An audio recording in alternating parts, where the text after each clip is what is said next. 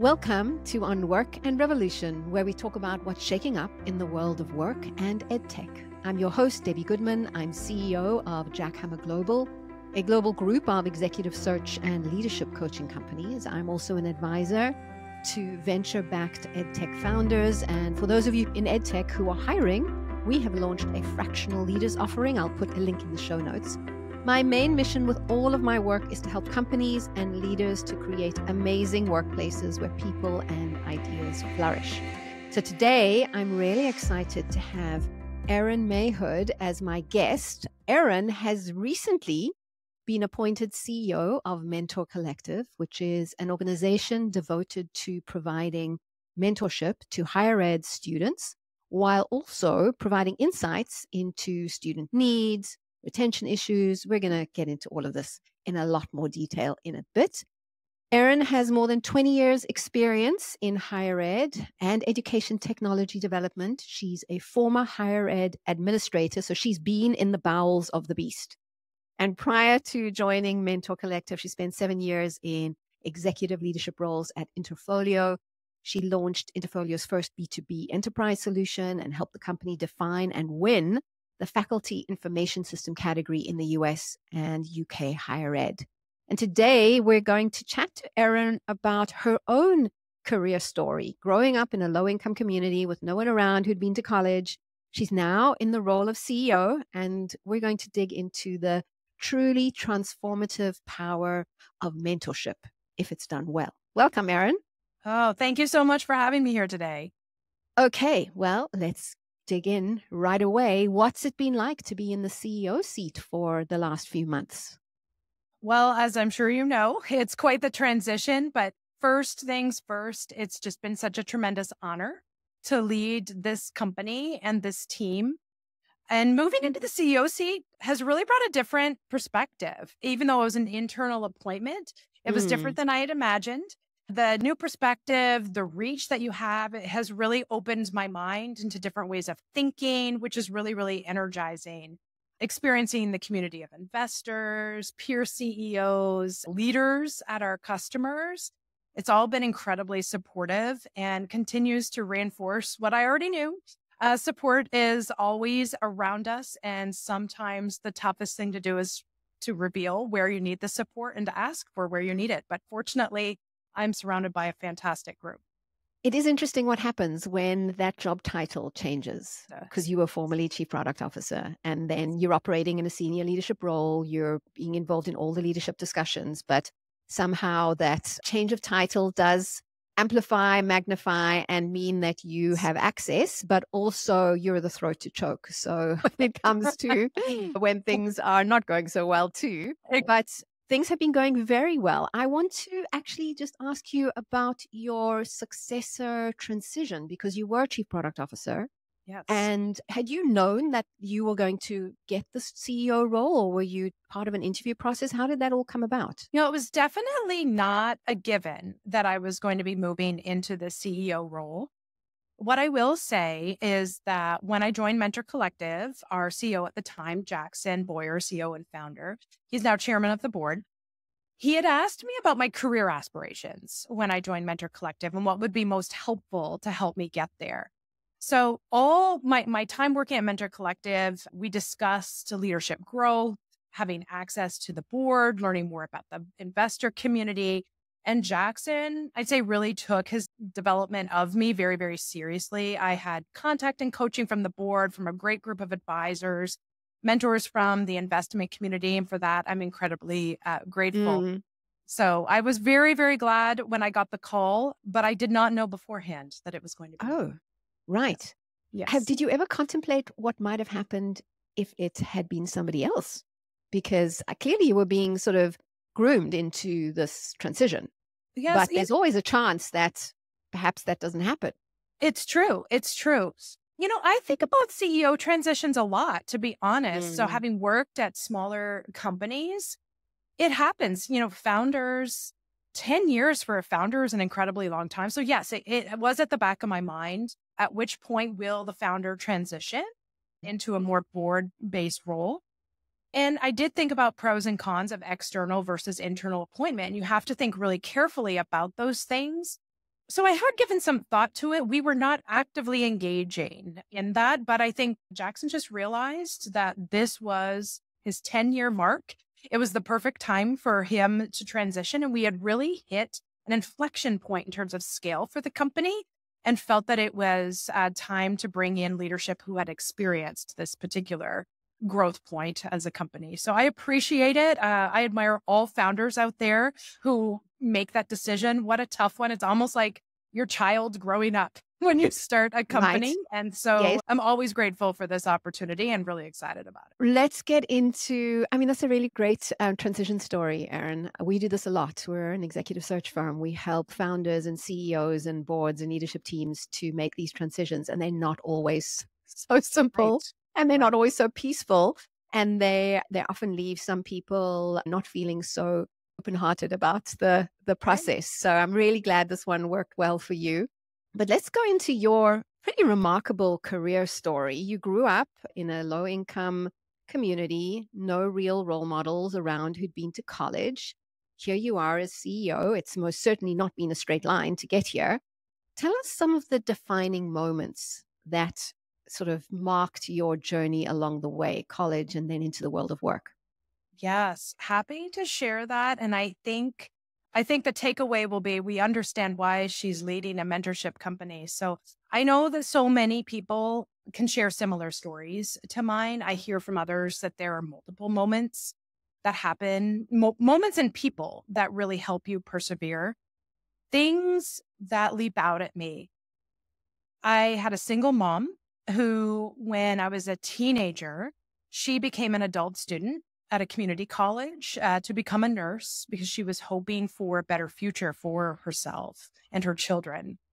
At Hmm. that time, we had to move in with family members to help care for us and for her financially. And we had tough talks during those times. And I remember very clearly family members saying to me, "You have a choice to make about your future," and laid bare how I could change my trajectory. And yes, those talks included encouragement to do well in school, to find something that I love, and to really work hard at it. And so it was very clear to me that at age 15, that I played a major part in changing this path for myself. At that time, I discovered music, and it really helped me find a new, very healthy way to express myself. And through music at school, had the encouragement of a high school teacher to audition for a music program at university. And that was something I didn't even realize was a thing and that could be possible. So I Ah, did it and I got in to my wow. local university. And the music professors there, they pushed me.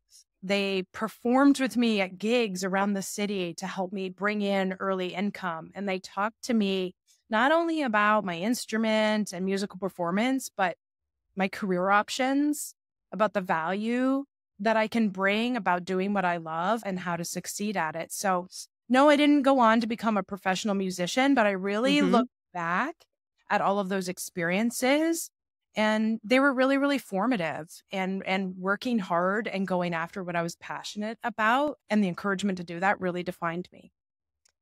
I can't believe how similar our stories are, actually. And that idea of the balance of hard work, discipline, Yeah. talent, and passion is really what propels one forward. So I, from a young age, knew that I was very passionate about dance.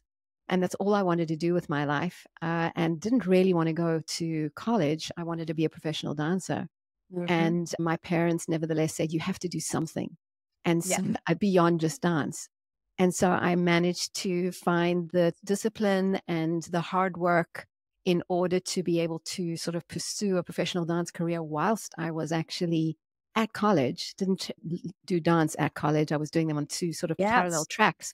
But I think that people ask me, what did you learn in your formative years that have stood you the test of time as you've progressed? And honestly, that willingness to just put your back into it, but also your heart into it because you're doing something that you love.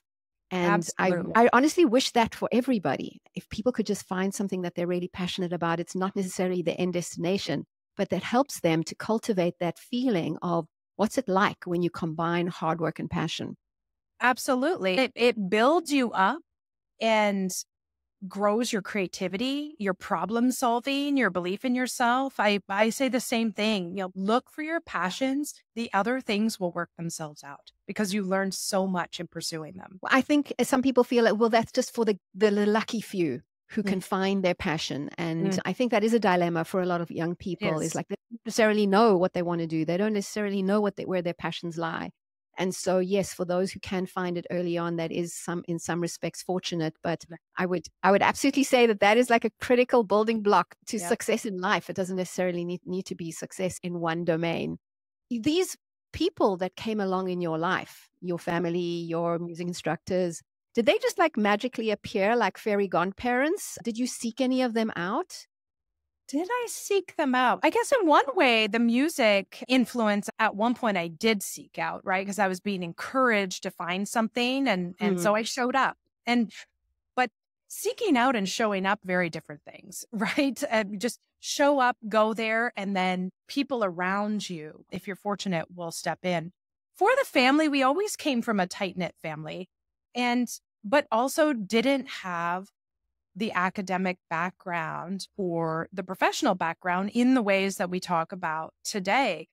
But I was so fortunate that my mom's family could talk about what could be or how to be different, or what could be pursued and how you might get there. And that is a big game changer, because I think I've spoken to some others in similar situations. It's not always true that your family encourages you to try an alternative path to what Right. members of your family have done. And so I see that I was pretty fortunate to have that influence. I didn't feel a ton of pressure to follow a specific pathway. I was more encouraged to find what worked for me. And I think that could be unique for some people, which is why I think there are things beneficial through structural, organized mentorships, because not everybody has somebody that they just fortuitously connects with and who gets encouraged in this way.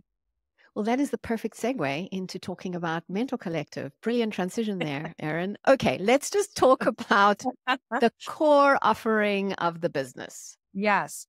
So we're called Mentor Collective, but really when I talk about our core offering, I talk about us as a student success solution that fosters sense of belonging and increases retention and the likelihood of success through a mentorship platform. So we do this through the power of relationships, which we're talking about today. We do the connection through matching technology, encouragement in the form of check-ins and nudges and curriculum. But what's very special about Mentor Collective is that from those powerful connections that we help facilitate come actionable insights. And that ensures that institutions and organizations that are sponsoring the mentorship programs are aware of their role in helping students and learners succeed. Okay, I need an example. So let's say I am I'm a student at one of you've got like 200 or so higher ed institutions that sign up for this. I'm a student and I want to sign up for this program. Yeah. And then the higher ed institution is supporting this. They own the platform, or they're sponsoring the platform. Yes. How does this whole thing work? Who might my mentors be? And then how is the institution getting these signals that help with student retention? I need more information. Yeah. Yes. I love it. So first, let's imagine we're students and you're probably on your phone all day long.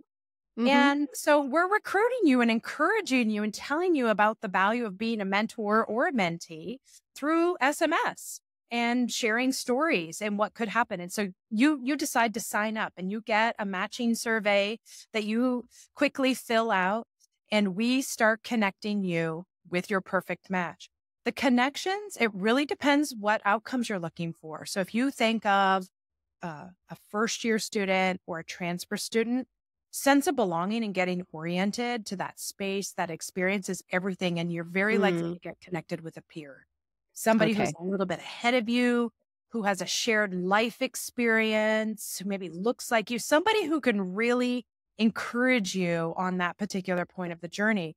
Now, as you become later in your journey and you start, you're feeling good, you're there, you're rocking and rolling, and you're like, you're getting ready for that next major transition, which is your launch out of school. You're going to succeed. You're going to hit these goals. You're looking to talk to a workforce member. You're looking to talk to an alumni member who maybe has a shared background of you, but also very importantly has skills or experiences that are going to help you prepare that resume, that interview, in a lot of cases, help you decide what your next steps are, that career decision, a confidence that really needs to be instilled in you. So we connect you, we encourage that relationship. Now, when you join the program, and because there's training involved, that mentors can report if if their mentees are facing major obstacles. They'll become aware of campus resources and other resources available to the mentees so they can recommend them. And students, the mentees, will receive assessment surveys around sense of belonging, academic self-efficacy, so your confidence in your classes or your confidence in making decisions about your career, and little pulse check-ins. That information goes to a dashboard. So the campus or the sponsoring organization can see things like, what is disrupting the student's life? What is taking them off of their learning tasks? What needs do they have today in this moment? So an example of a flag that a mentor would be trained to give is food insecurity. If you think about food insecurity, if you think about severe academic issues, things like this come up, and schools have ways of helping the student navigate this. But 9 times out of 10, a student is more likely to share with a mentor that this is happening. Right. And a mentor will say, listen, there's an emergency fund. I can make this, let me flag this. And so the school administration will know. And so open dialogue about it. And then student success support teams can dive in. Mentors will not only back up the student affairs, student support staff in those recommendations, but on residential campuses, might even walk their mentee over to take advantage of, say, mental health services or health services, or to the food pantry. And that makes all the difference in somebody's life. Wow. This sounds like an absolutely essential part of any campus, everything. Yes. I mean, sounds like as though it is as critical as high quality educational content. To have this kind of extra support is absolutely critical. And I'm wondering what the obstacles might be to every single institution not signing. I mean, why wouldn't they sign up for this? Because this sounds like such a great, effective solution for so many of the challenges that students face. So, but you're not the only mentorship offering out there. So what is your secret sauce, and what is the unique differentiator for Mentor Collective? Right. So the insights, obviously, that's one of the big differentiators. The other that I like to talk about, we have a no-fail implementation rate. So every institution who partners with us implements our software within a short period of time. And you can't say that about every student success offering out there. And that's because we have end-to-end services. So the end-to-end services guarantees the implementation, but we work with each institution to make sure that we fit into your unique strategic plan and meet the specific needs of your population.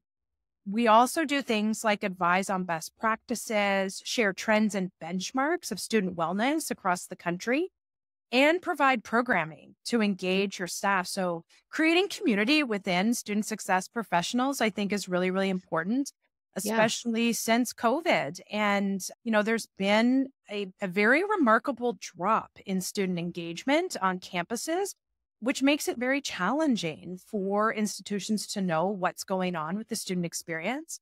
There's been a lot of talk about the need to personalize the student experience. And if you think about it, you really need your team. You need a team like ours to extend your reach. Right. We can increase kind of the return on the investments of your support offerings and your staff by leveraging mentors to encourage help-seeking behavior, mentors to make those connections and that support. It really, really increases your reach. And I think that's such an important thing and a message to get out there, and is unique than kind of a point-and-click mentorship platform where you might have to do all the implementation, configuration, and follow-up. Okay.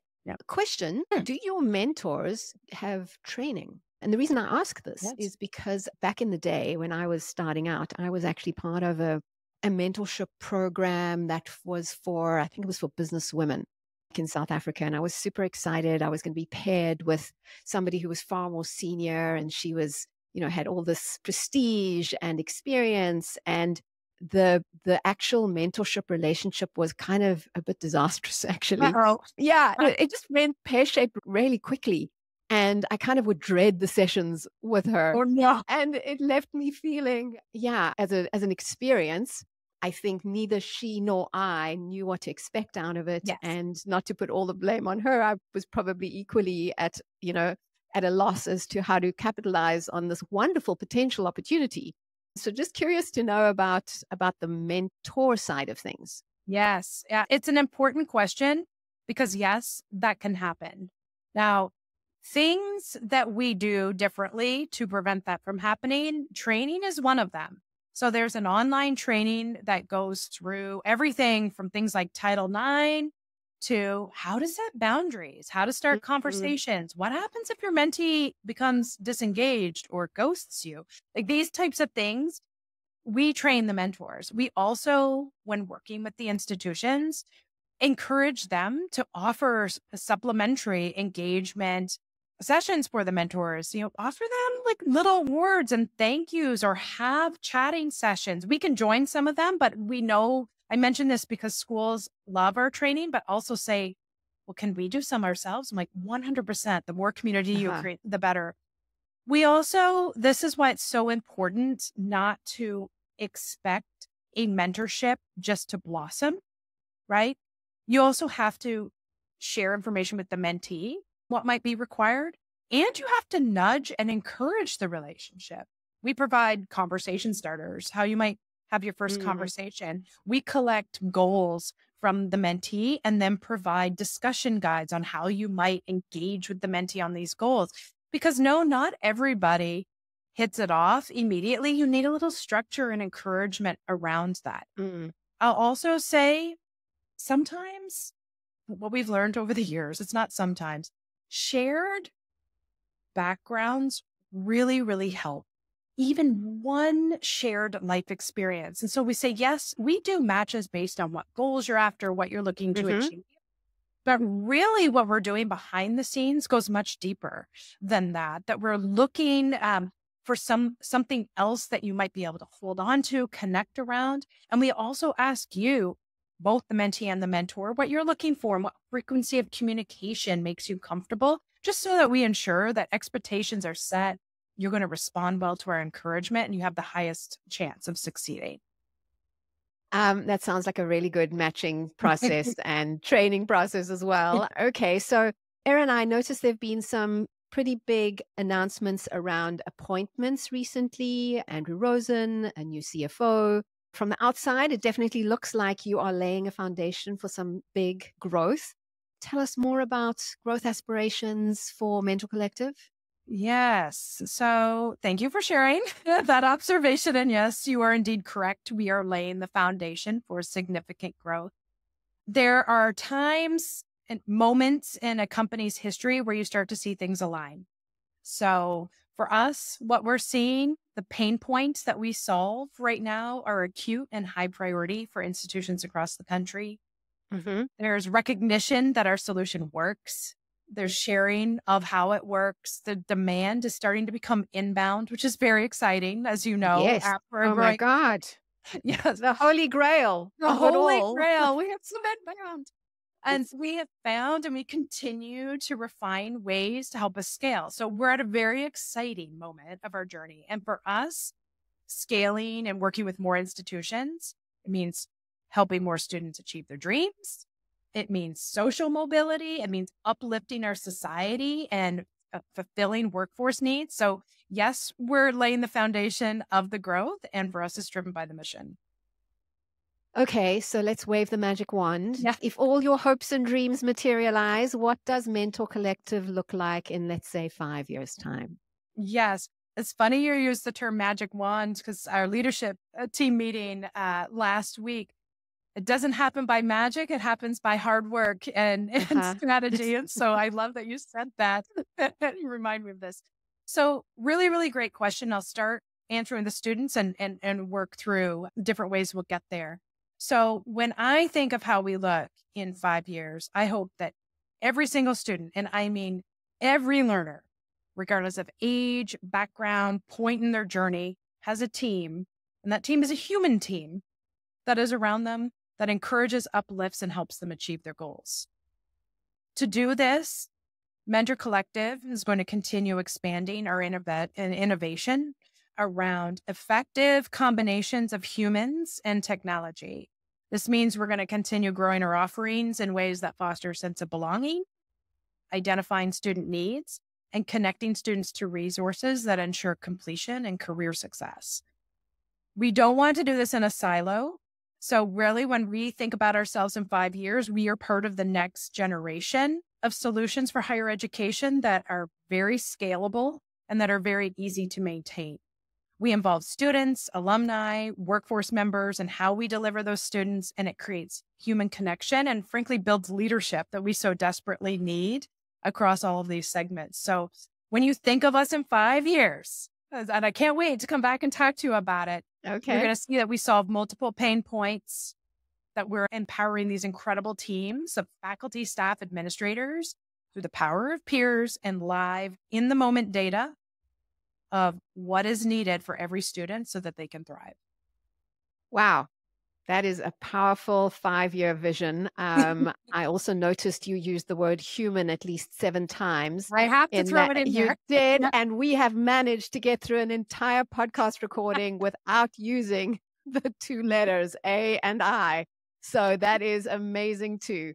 Erin, this has been absolutely such a pleasure. I hope all of the hard work and the magic, actually, because I think it takes a little bit of all of that, propels your vision and your mission and your dreams to fruition. This is an amazing solution for students and higher ed institutions, and I'd love to have the 5-year reunion, but I'm sure we'll speak sooner than that.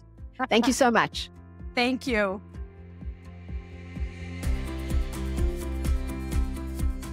Thanks for hanging around all the way to the end. It would mean the world if you would rate and review on Work and Revolution on your favorite listening app. It helps people know that the show is worth listening to, and so I'll really appreciate that. Thank you so much.